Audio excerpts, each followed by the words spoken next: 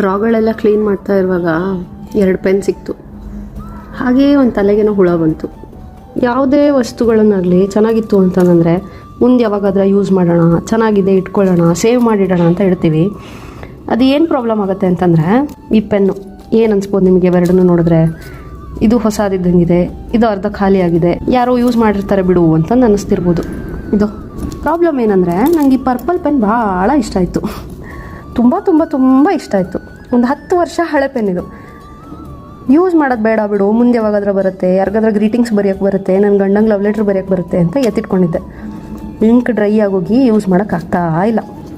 This is not just about pens. ಪೆನ್ನಿನ ವಿಷಯ ಅಲ್ಲ ನಾನು ಹೇಳ್ತಾ ಇರೋದು, ಜೀವನದಲ್ಲೂ ಹೀಗೆ.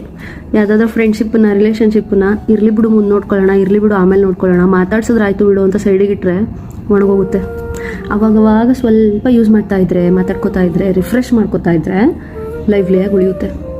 Pen is just a symbol of life. ಹಳೆ ಪೆನ್ನು, ಇಷ್ಟವಾದ ಪೆನ್ನು ಡ್ರೈ ಆಗಿದೆ, ಏನು ಮಾಡಲಿ, ಬಿಸಾಕೋಕ್ಕೂ ಮನಸ್ಸಿಲ್ಲ, ಯೂಸ್ ಮಾಡೋಕ್ಕೂ ಆಗ್ತಾಯಿಲ್ಲ, ಮನಸ್ಸಿಗೆ ಕೊರಿತಾ ಇರುತ್ತೆ.